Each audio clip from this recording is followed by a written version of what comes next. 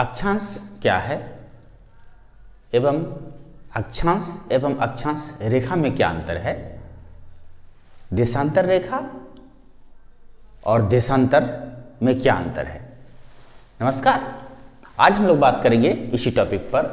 अक्षांश और अक्षांश रेखा क्या है, देशांतर एवं देशांतर रेखा है। सामान्य रूप से लोग बोल देते हैं कि देशांतर और देशांतर रेखा एक ही है या फिर अक्षांश एवं अक्षांश रेखा एक ही है, लेकिन मूल रूप में इस दोनों में अंतर है। तो सबसे पहले हम लोग समझें कि अक्षांश रेखा है क्या। देखिए, अक्षांश रेखा और देशांतर रेखा सामान्य रूप से काल्पनिक है, ठीक है, लेकिन पृथ्वी चूंकि गोल है इसलिए उसके दिशा का निर्धारण करना मुश्किल हो जाता है। किसी भी स्थान के दिशा का निर्धारण करना मुश्किल हो जाता है, इसलिए उस स्थान का, उस पर्टिकुलर प्लेस का स्थान निर्धारण में इस अक्षांश रेखा एवं देशांतर रेखा का मदद से ही हम उस प्लेस के एग्जैक्ट लोकेशन का पता लगा सकते हैं। इसलिए इन दोनों चीज़ों का जरूरत पड़ा है। इसके आगे भी बहुत सारे लाभ हैं इसके, लेकिन हम लोग शुरुआत में मेन जो बात है वो है किसी स्थान का एग्जैक्ट लोकेशन पृथ्वी पर कहाँ है, इन दोनों के मदद से पता चलता है। तो हम लोग पहले देखें अक्षांश क्या है। इससे पहले आपको थोड़ा सा हम लोग पृथ्वी के मॉडल पर बात करेंगे। ये मान लीजिए हमारा पृथ्वी है, ठीक है, तो इसको दो बराबर भागों में बांटा जा सकता है इजीली, इसके लिए कोई दिक्कत नहीं है, ठीक है ना। तो शुरू में क्या था, ये ऊपर से नीचे और पूरब से उत्तर से दक्षिण और पूरब से पश्चिम। तो सबसे समान रूप से पहले दो रेखा को बनाया गया। उत्तर से दक्षिण जो रेखा है ये रेखा, और पूरब से पश्चिम जो है ये रेखा, ठीक है। मतलब पूरे पृथ्वी को चार भागों में बांट दिया गया बराबर बराबर, ठीक ना। और इन सबों का नाम रखा गया। तो इसको भी 0 डिग्री माना गया, इसको भी 0 डिग्री माना गया, ये भी 0 डिग्री हुआ, ये भी 0 डिग्री हुआ। तो जो पूरब से पश्चिम की तरफ खींचा हुआ लाइन है उसको बोला गया विषुवत रेखा। क्या बोला गया? उसको बोला गया विषुवत रेखा, ठीक है ना। और उत्तर से जो दक्षिण खींचा गया लाइन 0 डिग्री का उसको बोला गया प्रधान मध्याह्न रेखा। इसको 0 डिग्री मेरिडियन और इसको इक्वेटर बोला गया, ठीक है। तो दो 0 डिग्री हुआ, एक 0 डिग्री पूरब से पश्चिम की तरफ है और एक दूसरा 0 डिग्री उत्तर से दक्षिण की तरफ है। चलिए, ये हम लोग दिखने में रोटी की तरह है, लेकिन यदि हम लोग इमेजिन करें एग्जैक्टली ग्लोब का, पृथ्वी के ग्लोब का, तो ये मान लीजिए ये ग्लोब है। ये क्या है? ग्लोब है। अब ग्लोब है तो इसका कोई सेंटर होगा, मतलब एक बॉल है मान लीजिए ये ना, तो बॉल का अंदर का एक सेंटर होता है। मान लीजिए ये थोड़ा सा हम लोग गोल कर दें, इसको ये कर दें,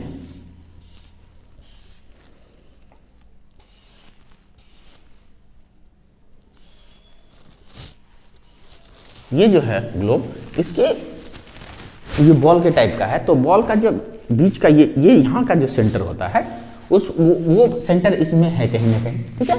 ये सेंटर कहाँ है? यहाँ पे मान लीजिए है। अब देखिए क्या है, ये इक्वेटर है और ये सेंटर है। तो अब कहता है कि विषुवत रेखा और पृथ्वी के केंद्र, ठीक है ना, विषुवत रेखा और अक्षांश जो होता है, अब उस पर हम लोग बात करते हैं। अक्षांश जो बोलता है, अक्षांश किसी स्थान का अक्षांश होता है, ठीक है ना। अक्षांश क्या होता है? किसी भी स्थान का अक्षांश होगा और किसी भी स्थान का देशांतर होगा। तो कहते हैं कि किसी भी स्थान का, मान लीजिए एक ये प्लेस है, ये नाम का कोई एक जगह है, ठीक है ना।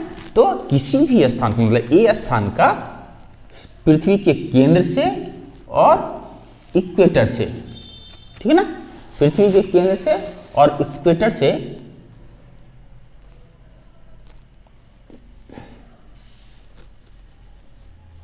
पृथ्वी के केंद्र और इक्वेटर से मिलाने वाली रेखा को हम लोग, कोणीय दूरी को हम लोग इक्वेटर अक्षांश कहते हैं। क्या कहते हैं? विषुवत रेखा, विषुवत रेखा और पृथ्वी के केंद्र, विषुवत रेखा और पृथ्वी के केंद्र, ठीक है ना,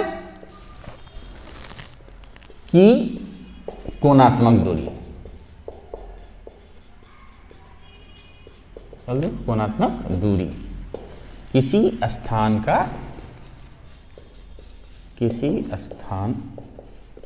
का अक्षांश, ठीक है। क्या होगा? किसी स्थान का अक्षांश क्या होता है? विषुवत रेखा और पृथ्वी के केंद्र की जो कोणात्मक दूरी होगी उसी को अक्षांश कहते हैं। और समान अक्षांश वाले स्थानों को मिला, कोई वो बहुत सारे स्थान होंगे जिसके कि अक्षांश समान समान होंगे, ठीक है ना। या इस प्लेस का अक्षांश, इस प्लेस का अक्षांश, इस प्लेस का अक्षांश, इस प्लेस का अक्षांश, इस प्लेस का अक्षांश जो होगा एकदम समान होगा, तो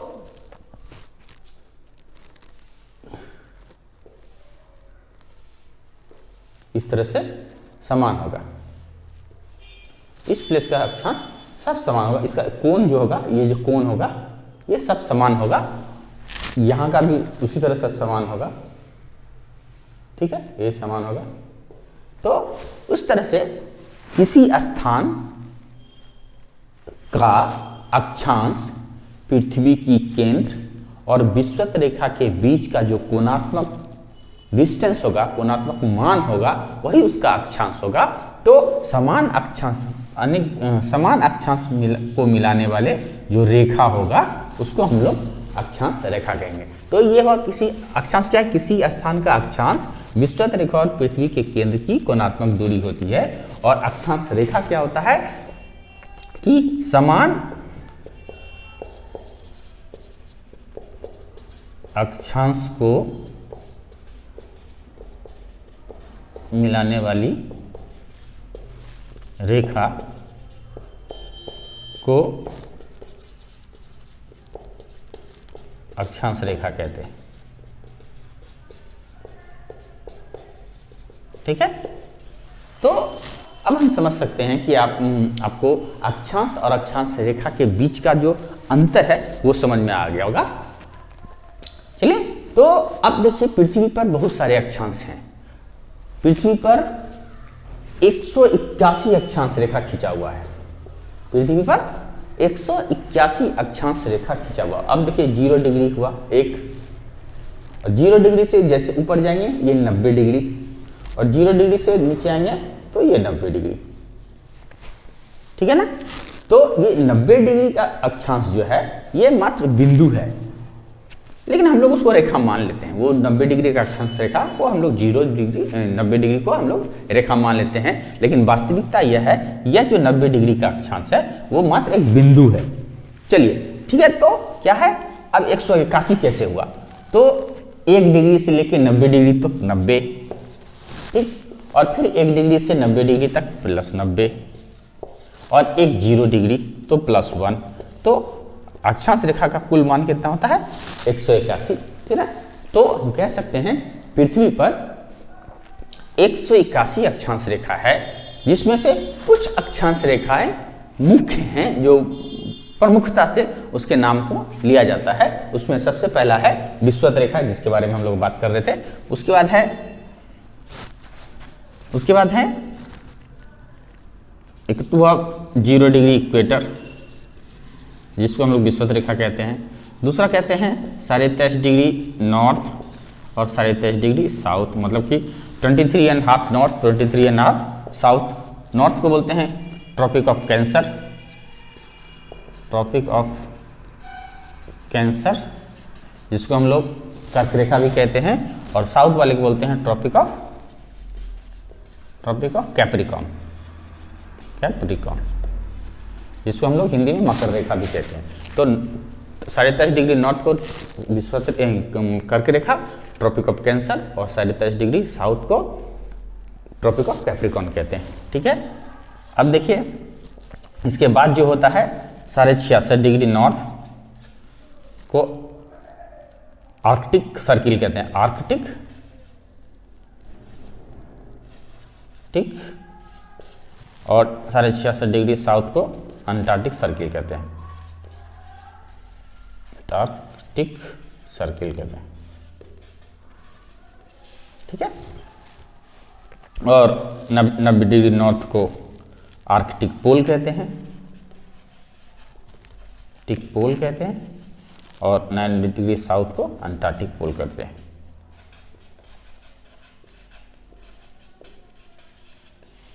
ठीक है, तो ये 7 जो रेखाएं हैं वो मुख्य रूप से पृथ्वी पर इनका नाम काउंट किया जाता है और इसी के आधार पर पृथ्वी के ताप कटिबंधों को बांटा जाता है, जो कि हम लोग कभी बात करेंगे। तो इसी के आधार पर पृथ्वी को ताप कटिबंधों में बांटा जाता है। अब क्या है देशांतर रेखा। देखिए, जिस तरह से हम लोग किसी स्थान का जो अक्षांश रेखा के अक्षांश के बारे में जाने कि वह पृथ्वी के विषुवत रेखा और पृथ्वी के केंद्र के कोणात्मक दूरी को हम लोग अक्षांश कहते हैं, ठीक उसी प्रकार जो देशांतर भी कहते हैं। देशांतर क्या है? किसी भी स्थान, देशांतर किसी भी स्थान का कोणात्मक दूरी होगा किसका? प्रधान मध्याह्न रेखा का और पृथ्वी के केंद्र का। मतलब कि पृथ्वी के केंद्र से, मान लीजिए इस जगह का हमको प्रधान निकालना, इस जगह का, तो पृथ्वी के केंद्र से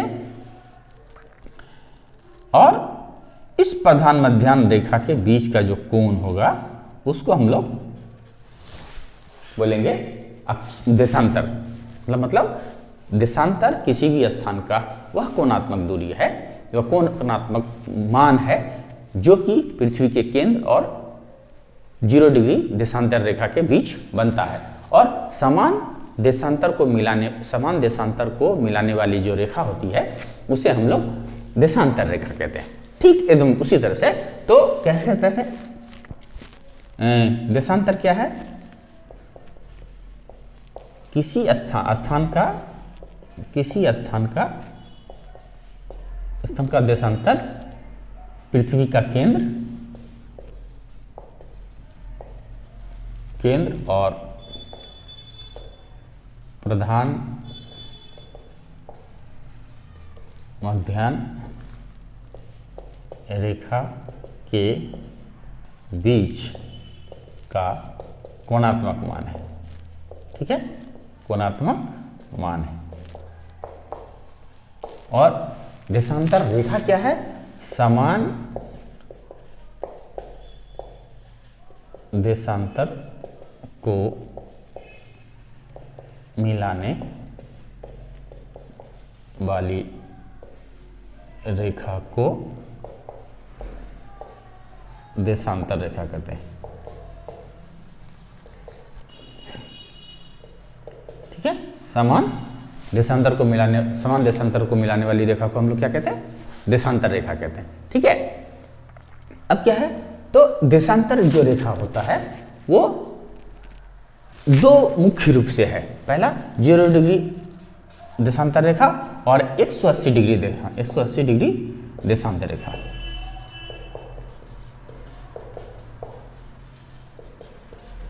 ठीक है ना? यह जो है जितनी भी रेखाएं होती है सब ग्लोब से पास करती है, इस ग्लोब से पास करती है। ठीक है ना?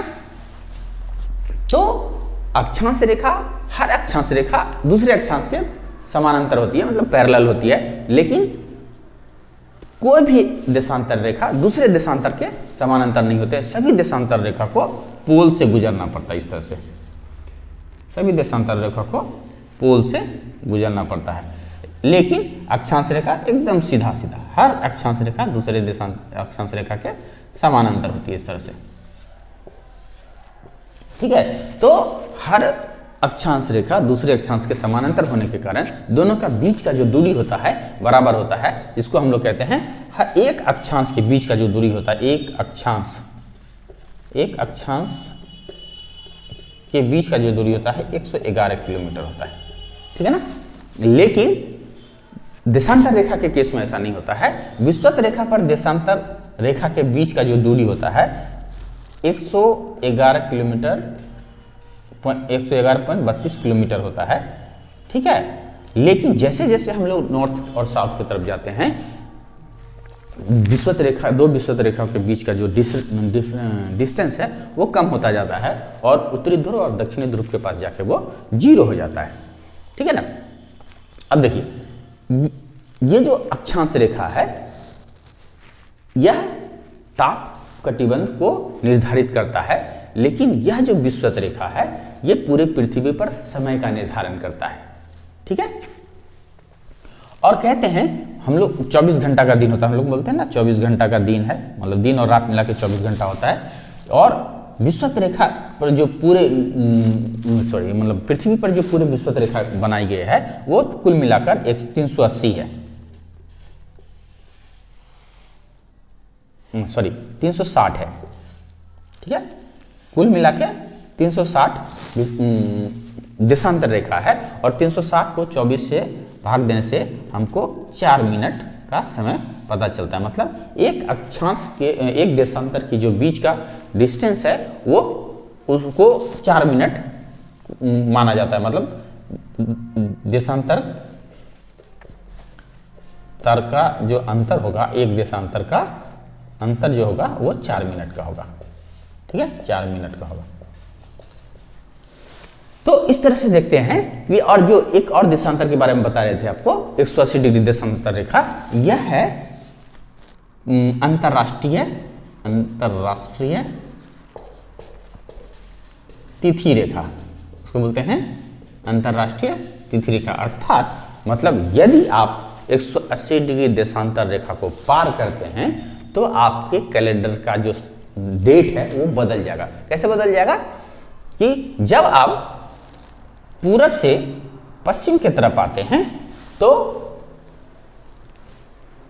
पश्चिम की तरफ आते हैं तो एक डेट घट जाता है, और जब पश्चिम से पूरब की तरफ आते हैं, हम लोग पश्चिम से पूरब की तरफ आते हैं तो एक दिन घटा देते हैं, और जब पूर्व से पश्चिम की तरफ जाते हैं तो एक दिन बढ़ा देते हैं, ठीक है।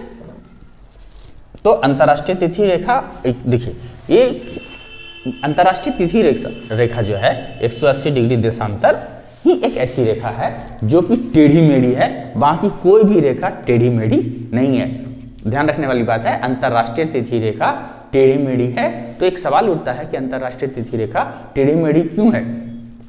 तो हम लोग जानते हैं ये जो देशांतर रेखा है समय का निर्धारण करता है, इसलिए यह जो क्षेत्र इस अंतरराष्ट्रीय तिथि रेखा को क्रॉस करता है, मान लीजिए ये कोई एक ऐसा क्षेत्र है, ये साइबेरिया का क्षेत्र मैं बता रहा हूँ, साइबेरिया का क्षेत्र है, यदि ये अंतरराष्ट्रीय तिथि रेखा को क्रॉस कर जाता है, इसलिए यहाँ पे अब यहाँ का टाइम तो अलग अलग हो नहीं सकता है, नहीं तो मुश्किल होगा। तो ये क्या क्या है, इस तरह से अंतरराष्ट्रीय तिथि रेखा को मोड़ दिया गया है, क्योंकि इन दोनों के पास पास वाली जगह का समय में क्या दिन में अंतर हो जाएगा। यदि इसको सीधा बना दिया जाए तो क्या होगा, अंतर नहीं हो, इसलिए इस अंतरराष्ट्रीय तिथि रेखा को सुविधा के हिसाब से 3-4 जगह पे वो मोड़ दिया गया। एक यहाँ पे मोड़ा गया, दूसरा बेरिंग स्ट्रेट में मोड़ा गया है, और तीसरा न्यूजीलैंड के पास इसको मोड़ दिया गया है पूरब की तरफ, ठीक है। तो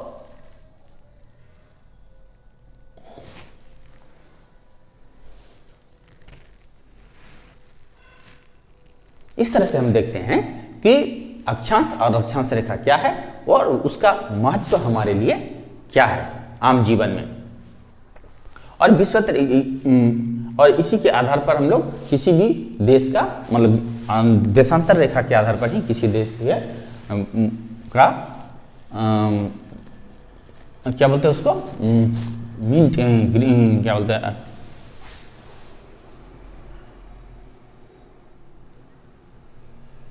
हाँ, किसी भी देशांतर रेखा के आधार पर किसी देश का समय का निर्धारण होता है, समय का निर्धारण होता है जिसको हम लोग स्टैंडर्ड टाइम कहते हैं।